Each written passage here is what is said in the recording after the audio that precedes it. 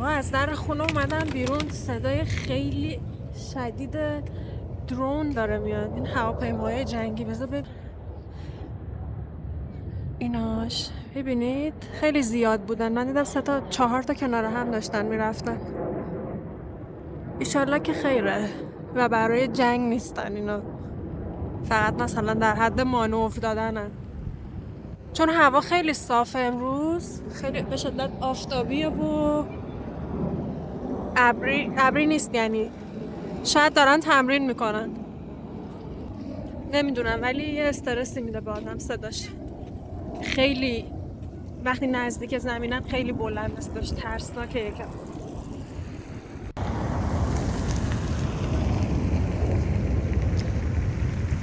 اینی که مشاهده میکنید یک عدد لیموی امانی ترشه، خشک شده است. یعنی همون لیموی ترشه که من داشتم سالها دنبالش میگشتم، تو روسیه پیدا نمیشد تو هیچ مغازه‌ای، تا اینکه تو وبسایت هم نمیدیدمش.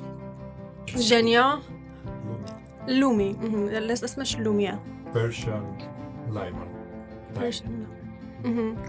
بعد تونسته تو ازون پیدا کنه و امروز که تولدمه سفارش داده و 5-6 ساعت خونه مامانشینا با کمک مامانش. البته این قرمه سبزی مجلسی سلطنتی پرزعفرون و گوشتی که میبینید امکان نداره توی هیچ رستوران و خونه ایرانی بتونن در این حد لایچری جلوت بذارن و برای من پخته. یعنی من واقعا کادو به کنار، همه این چیزایی که برنامه‌ریزی‌ها که برای تولد کرده به کنار، این بخش از سورپرایز برای من یعنی بهترین بخشش بود. اصلا دیگه پشمام ریخت. یعنی اول کادو رو داد بهم که حالا کادوی معمولی بود دیگه، یعنی چیزی بودش که واقعا دوستش داشتم، واقعا واسش خوشحال بودم. تو اوج خوشحالی اون یهویی گفت بیا حالا غذا بخوریم، بریم آشپزخونه.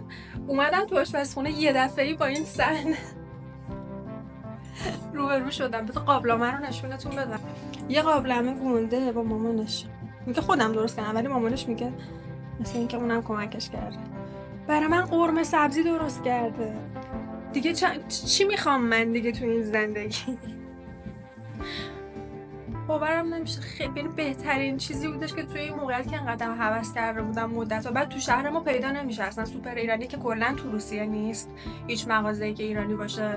و اصلا لیمو همانی و نمیدونم حتی سبزی مثلا قرمه و این چیزا رو نمیتونی تو آماده پیدا کنی و خیلی سخته بخوای خودت دونه دونه همه سبزیاشو جدا کنی، بخری، خورد کنی، بشوری، 1000 تا سرخ کنی، دردسر داره. اصلا من نکرده بودم و واقعا زورم میرسید به خاطر یه پشت قرمه سبزی بخوام این همه سبزی کنم. باشم سبزی‌ها رو بخرم، لیمو از کجا گیری؟ بدون لیمو اصلا اون قرمه که قرمه نمیشه دیگه. خلاصه اصلا انتظارشو نداشتم که بتونم تو ولکی نوفگوراد یه روزی قرمه سبزی بخورم.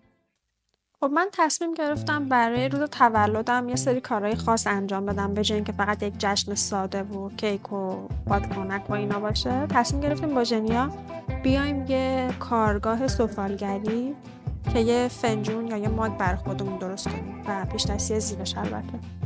و خیلی تجربه خوبی شد. واقعا خوشحالم از این تصمیمی که گرفتم.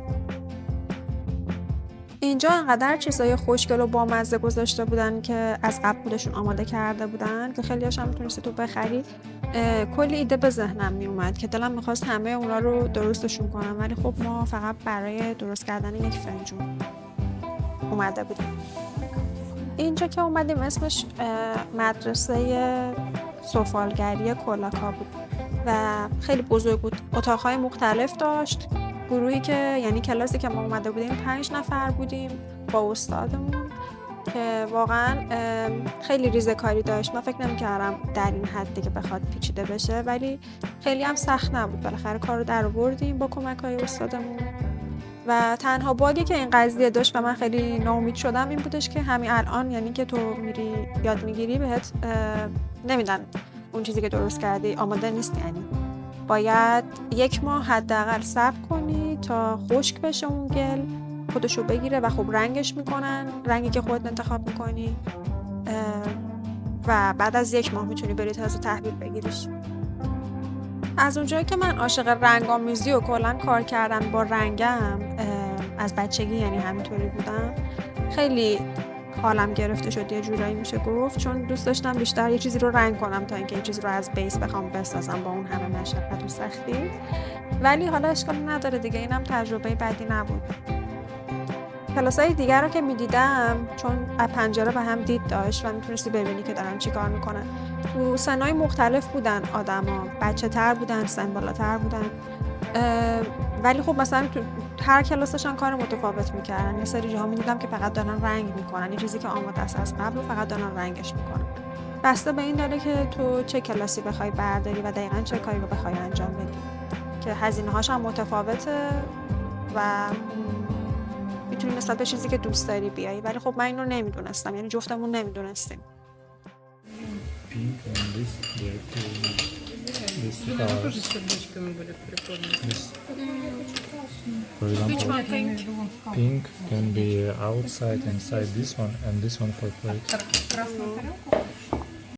پشت هر چیزی هم که درست میکردیم اینطوری امضا میکردیم و تاریخ میزدیم، اسممون رو یعنی مینوشتیم که مشخص بشه این مال کیه، که بعدا قاطی نشه موقعی تحویل دادن بهمون. و خب رنگش هم من انتخاب کردم که مال من سفید صورتی باشه، ژن یا مشکی سفید.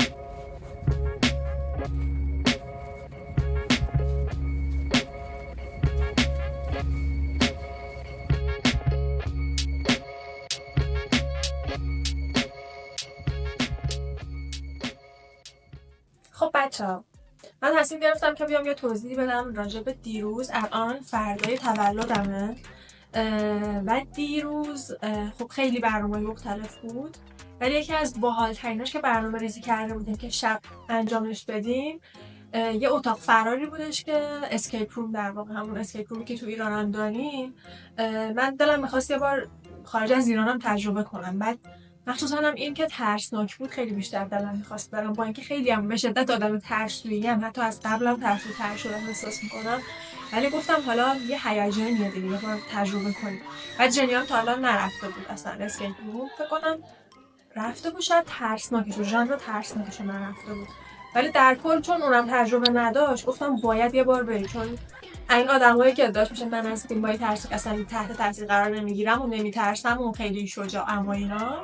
گفتم ببین اتاق فرار خیلی فرق میکنه با بازی و مثلا پلی استیشن که اینا بازی میکنی یا فیلم حتی میبینی، خیلی یه لول دیگه ای از ترسه. دیگه خلاصه تصمیم گرفتیم که برای دقیقاً روز تولدم که می‌خواستم یه کار مثلا خاص انجام بدم به جز حالا برنامه‌های دیگه که داشتیم، گفتیم مثلا شب تولدم رزرو کنیم یکی از این اتاقا رو و با 2 تا دیگه از دوستامون بریم. دیگه خلاصه به خاطر اینکه اونجا فیلم برداری هم ممنوع بود، من متاسفانه هیچی نتونستم ریکورد کنم براتون که نشون بدم، ولی خیلی باحال بود. موضوعش بر اساس یک قسمت از سریال بلک میررز یا همون آینه‌های سیاه، یکی از قسمت‌های اون بود که بر اساس اون این داستان رو سناریو رو نوشته بودن و مثلا دکور داخل اتاق و اینا بود. انگار که یه بازی، یعنی یه چیپی توی بدنت تزریق میکنه، یعنی داخل بدنت گردنت یعنی میزنن و تو وارد یه سری داستان‌های انگار ایلوژن میشه، یعنی یه جورایی داری انگار توهم میزنی که داری یه سری اتفاقات میفته و خلاصه خیلی خیلی باحال بود. در اون حد که فکر می‌کردم ترسناک نبود، هرچند که این ترسناک ترینشون نبود. یعنی من چون خیلی ترسیده بودم، استرس داشتم، بجنیام تا تجربه نداشت، گفتم یه موقع میریم انقدر ترسناکه که من اصلا مجبور میشم بگم کنسل کنیم و مثلا چون اگه بخوای مثلا دیگه نتونی ادامه بدی، انقدر بترسی که نتونی ادامه بدی، مثلا این حالت به دوربینه که داره نگات میکنه نشون بدی، بازی رو کنسل میکنن. که من گفتم میترسم بازی رو کنسل کنم و دیگه بخوره تو ذوقمون و مثلا از ترس زیادی نتونیم مثلا هیچ مرحله‌ای رو پیش ببریم و خب بهم خوش نمیذاره و بازی اصلا کنسل میشه، هممون ظاهر میشیم میایم بیرون. چون تجربه اینو خودم نه، ولی مثلا قبلا که با دوستام تو ایران رفته بودیم و داشتم که مثلا خواهرم بود خیلی ترسیده بود، دیگه خلاصه به خاطر که اون خیلی ترسیده بود دیگه داشت تقریبا گریه میکرد مجبور شدیم بازی رو کنسلش کنیم. یعنی خود همون کارکنان اونجا گفتن که خب پس اگه نمیتونید این مثلا مأموریت رو انجام بده باید بیاد بیرون دیگه. چون به اونم گفته بودن با شخص اون یک نفر گفتن که بعد این کار انجام بده اون نده بود دیگه مجبور شدیم که بازی رو کنسل کنیم بیایم بیرون و اصلا نفهمیدیم آخرش چی میشد این داستان. خلاصه ترسیدم که این اتفاق بیفته، گفتم حداقل یه ذره چند درجه از این ترسش کمتر باشه دیگه، مکسیموم نباشه. چون مثلا توی وبسایتشون توضیحات داره دقیقاً همون سیستمی که توی ایران هم هستی، اگه رفته باشید تجربه کرده باشید فکر کنم همشون همینطوری استانداردشون که مثلا یه موضوعی یه خلاصه از موضوعش میگه و لول سختی اون کوئستایی که باید انجام بدی بس لول ترسناک بودنش هم حتی مشخص میکنه که چیه. اگه ژانر ترسناک باشه، اگه ژانر غیر ترسناک باشه حالا که دیگه هیچی اصلا نمیگه، فقط سختی بازی رو مثلا میگه.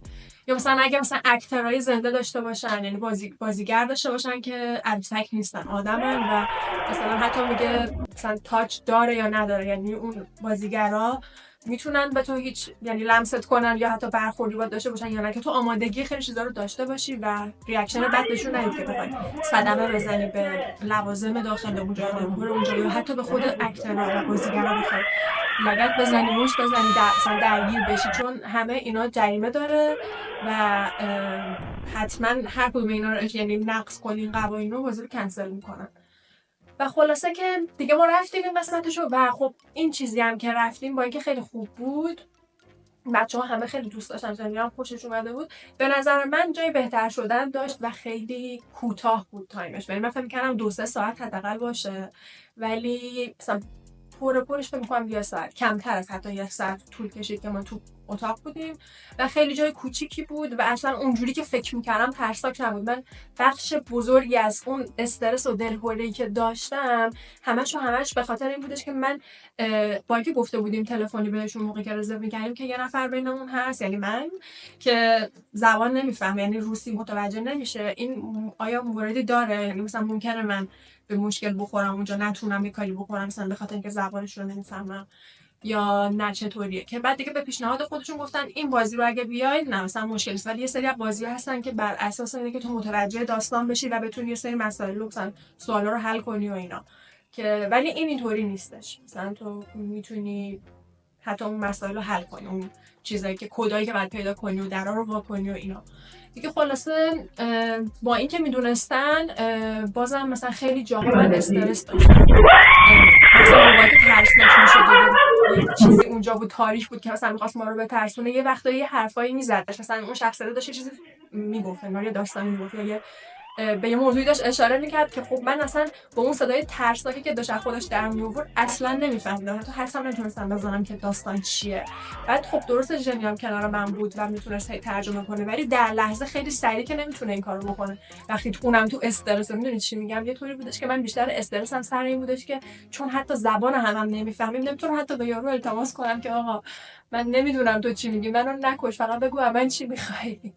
ولی خدا شکر به اونجا نرسید.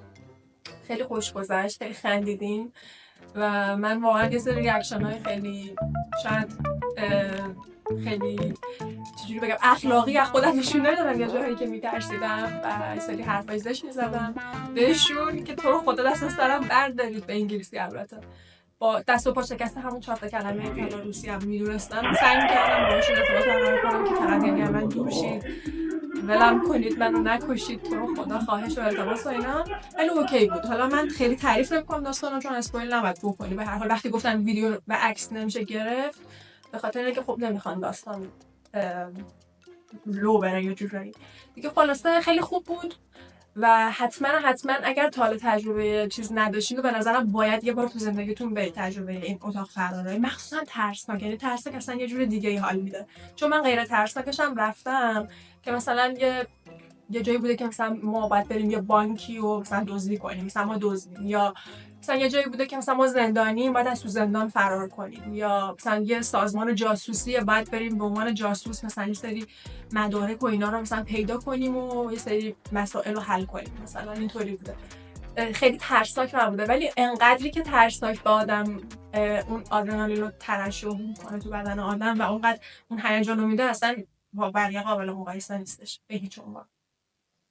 خلاصه این از این داستان تولد که من آخرش، یعنی آخرین برنامه باحال و خفنی که واقعا براش هیجان داشتم این بود. قبلش هم که دیگه کلی دیدین احتمالاً که قرمه سبزی درست کرد جنیا برام که واقعا اون از بهترین قسمت‌های تولدم بود که مثلا هیچ وقت فکر کنم فراموش نکنم، چون اصلا انتظارش رو نداشتم. یه سری چیزهای دیگه هم که دوستان بهم کادو دادن، این گلای خوشگل که گرفتم گذاشتمشون تو البته این بیچاره داره میمیره. 2 تا دسته گله، یکیش رنگیه، یکیش هم این گل سفید که دیگه همه میدونن من عاشق رنگ سفیدم. دیگه چی گرفتم؟ یه موس نیاز داشتم که کامپیوتری که گرفتم چند وقت پیش انجینیر بهم کادو داد، یه موس نداشتم که اونم لازم بود، یه موس خوب البته، یه موس خیلی معمولی روش بود ولی خب اون زیاد به درد نمیخورد. یه چیز خیلی باحال دیگه که هدیه گرفتم برای تولد، این شمعی که باید درستش کنی، در واقع توش خالیه البته یعنی منظورم میگه جای شمعه و این اون محتواییه که باید توش آبش کنی و با یه سری حالا خرت و پرت ریز داره اینا، مثلا تم دهنده شکلات داره، این قشنگ شکل شکلات هم هست. تا به حال من شمع درست نکردم ولی همیشه دلم می‌خواست تجربهش کنم. چرا اینا این شکلات قشنگ، شکلات تخته‌ای. و دیگه این یه هدیه دیگه بود که گرفتم و یه چیزی که واقعا من خیلی وقت دلم می‌خواست بگیرمش و واقعا خوشحالم که بالاخره بهش رسیدم، این دستگاه لیزر خونگیه، بادی لیزر، بادی فیس هر دو بشه در واقع. استفادهش کنم خیلی از نزدیک شکیل و خیلی جذابه، که خوبی هم هست تا کنم. اینو توی لیستی که میخوام مثلا در آینده حالا اوضاع مالی اوکی بشه بخرم گذاشته بودم که اینم عینکشه که خب لطف کردن دوستان و اینم اینه عینکی که باید بزنی و خیلی تاریکه، منم نمیدونم چجوری، یعنی هیچی نمیبینی علنا وقتی میزنیش، نمیدونم آیا اصلا قابل دید هست مثلا من میخوام استفاده کنم ازش. خیلی چیز خوبیه واقعا، یه چیزیه که همه دخترها به نظرم، مخصوصا دخترای آسیای شرقی، نه آسیای شرقی شد مثلا میدل ایست، آسیای مرکزی، منظورم میدونید چیه دیگه، دخترها و خانمایی که خیلی ماشاءالله پرمو و پرحجمن لحاظ موی زاید و اینا هم که دیگه نگم، اونا خیلی بیشتر نیاز دارن و واقعا یه چیزیه که تو خونت داشته باشی خیلی کارت راحت تر میشه و خیلی هم لحاظ هزینه به صرفه تره. و دیگه این ماسک صورت که دیپ هایدریشن سیریز، ماسک خیلی خوبیه اینه. و این گیفت کاردی که اینم خیلی چیز خوبی بود، واقعا خیلی خوشحال شدم. این قشنگ یه چیزی بودش که اون طرف منو میشناخت. دیگه جلسه عکاسی فوتو سشنی که تو 1 ساعت نه 50 دقیقه نداشته، 50 دقیقه میتونی بری یه استودیویه در واقع یا آینه است، نمیدونم یه استودیویه که اصلا تو نیاز به عکاس نداری. خیلی هم احتمالاً نه ولی من اولین باره که مثلا یه همچین چیزی رو هدیه میگیرم، شنیده بودم ولی تا حالا خودم تجربه نکرده بودم که تو میری مثلا یه تایمی هم داره استفاده ازش، فکر کنم تا 3 ماه یا 6 ماه میتونی از زمانی که دریافتش میکنی مثلا چیز کنی استفاده کنی ازش، یعنی انقضا داره. میری اونجا توی جلوی آینه بزرگ بدون اینکه اصلا بخوای عکاسی داشته باشی، یه دکمه تو دستت یعنی داری میزنی عکاسی میکنه و حالا پوز میگیری هر مدلی که میخوای. نمیدونم تعداد محدودی عکس داره یا نه، میکنم هر چند تا که بخوای میتونی بگیری. آره تا 6 ماه نوشته، تا 6 ماه انقضا داره. میری اونجا عکس میگیری، حالا تنهایی با دوستات با پارتنرت هر جوری که باشه و توی وبسایتشون مثلا که میفرستی و بهت عکستو میدن. همچین چیزیه، چیز باحالیه اینم که قراره حالا یه روز خاص بریم این کارو انجام بدیم. همین. و تولد من واقعا یکی از بهترین تولدایی شد که یعنی واقعا دوست داشتم اینطوری برگزار باشه. خیلی نمیخواستم کلیشه‌ای باشه که فقط مثلا یه کیک بگیرم و دوستامو دعوت کنم و لباس خوشگل بپوشم آرایش کنم مثلا بادکنک دیگه، اوف میدونید دیگه همه کاری که دخترها دوست دارن معمولا این کارا رو بکنن. من واقعا خسته شده بودم و واقعا بهم حال نمیداد دیگه. اصلا یه چند سالی بودش که اصلا این کار دوست نداشتم بکنم. اگرم دوستان برام میکردن فقط به خاطر که ناراحت نشن یا زشت و بی‌احترامی نباشه ابراز خوشحالی میکردم، یه جورایی میشه گفت، ولی قلبا اینطوری که باید بهم خوش نمیگذشت، یعنی حال نمیداد اونطوری، چون دیگه خیلی تکراری شده بود. بعد مثلا آخرش میگفتم خب که چی حالا این همه هزینه و بریز و بپاش و مثلا استرس و هی برو بیا و اینا، مثلا خب حالا واقعا خوش گذشت به غزاله. بعد نگاه میکردم واقعا اصلا بهم خوش نگذشت، فقط خستگیش تو تنم مونده و اصلا دیگه هیچ انگیزه‌ای برای اینکه این کارا رو بکنم هیچ وقت نداشتم. اگرم میشد این چند سال آخر دوستام این کارو میکردن، سورپرایز میکردن، حالا فکر میکردن که خب دیگه تولد اینجوریه دیگه. امسال من خودم هم مثلا به ژنیا گفتم که تو رو خدا هیچ کار اینطوری نکن، من از این کلیشه ها دیگه خستم، اصلا تولد بازی نمیخوام. به جاش اگه میخوایم واقعا کاری بکنیم من دوست دارم یه کار جدید بکنم. که دیگه دیدید رفتیم اون پاتری، اون سفالگری، خانه سفالگری، مدرسه سفالگری چی که رفتیم برای اولین بار مثلا تجربه درست کردن یه فنجون و بشقابو داشتیم. خیلی حال داد اونم بهم، مثلا خیلی حس خوبی بود کار کردن با گل. من تجربه داشتم اونو البته ها، ولی خیلی بچه بودم، فکر پیش دبستانی یا شاید کوچیک‌تر بودم که مثلا این کار کردم. بعد خیلی همون موقعش هم خیلی بهم حال داد، یه خاطره حال داده بود، یه خاطره مبهمی از اون دوران تو ذهنم بود که گفتم که دلم میخواد یه بار دیگه برام انجامش بدم، ولی موقعیتش پیش نیومده بود و هیچ وقت چیز حرفه‌ای اینطوری مثلا یه دونه قشنگ ماگ خوشگل و اینا درست نکرده بودیم که چیز باشه مثلا برای خودم نگهش دارم قابل استفاده باشه و اینا. اونم تجربه خیلی باحالی بود و خیلی چیزی بودش که واقعا بهم خوش گذشت. یا همین اتاق فراری که رفتیم، اسکیپ رومی که رفتیم، واقعا چیزی بود که خیلی دلم می‌خواست انجامش بدم و یه چیز جدیدی بود، خیلی وقت بود نرفته بودم، خیلی خوش گذشت، خندیدیم، ترسیدیم، جیغ زدیم. و قرمه سبزی که خوردم وای، یعنی بهترین چیزی بودش که توی این مدت دلم می‌خواست بخورم. خیلی دلم تنگ شده واسه قرمه، یعنی شده بود برای قرمه سبزی، مخصوصا نسبت تو کل غذاهای ایرانی بیشترم اون چون سخت‌تر بود درست کردنش و اینا. و خلاصه که اینجوری خیلی بیشتر بهم خوش گذشت و واقعا میتونم بگم یکی از بیادمون برین ترین تولدام شد این چند روزی که درگیر این کارا بودیم و واقعا ممنونم از تمام کسایی که قسمتی از این تولد بودن، مخصوصا ژنیا که دیگه تمام صدشو گذاشت، واقعا خیلی هم خسته شد بیچاره، مخصوصا سر قرمه دیگه. خلاصه همین، دوستتون دارم بچه‌ها. مرسی از تمام کسایی که بهم تو اینستاگرام تبریک گفتن، توی یوتیوب تبریک گفتن، تمام تو تلگرام، همه جاهای مختلف سوشال مدیاهایی که در ارتباطیم و پیشم از تبریکتون در کامنت های این ویدیو که میدونم قطعا دوباره کلی تبریک قرار بگیرم تشکر میکنم. خیلی دوستتون دارم، براتون بهترینا رو آرزو میکنم و واقعا امیدوارم تو این سال جدید، یعنی توی 29 سالگی که داره شروع میشه دیگه، شروع شده روز اولشه، کلی تجربه‌های خفن‌تر و بیشتر و به یاد موندنی‌تر نسبت به سال قبل حتی که کلی پرماجرا بود پیش بیاد و تجربه کنم، که قول میدم که باحال‌ترینا و هایلایت تریناشو با شما به اشتراک بذارم تا جایی که میتونم و همین دیگه. خیلی خوشحالم، یکی از بهترین سالهای زندگیم بود سال پیش، امسال قراره بهتر از اینم بشه. خلاصه تو ویدیوی بعدی میبینمتون. لایک، کامنت و اگه هنوز سابسکرایب نکردی لطفاً این کارو بکن، یادتون نره که اگرم دوست داشتید ویدیوامو لطفاً با دوستتون به اشتراک بذارید، چون هرچی دیگه خودتون میدونید یوتیوب چطوری کار میکنه، ویدیو بیشتر میخوره و دیده بشه من بیشتر انگیزه میگیرم و پرکارتر خواهم شد قطعا و میدونم که شما هم دوست دارید بیشتر منو ببینید.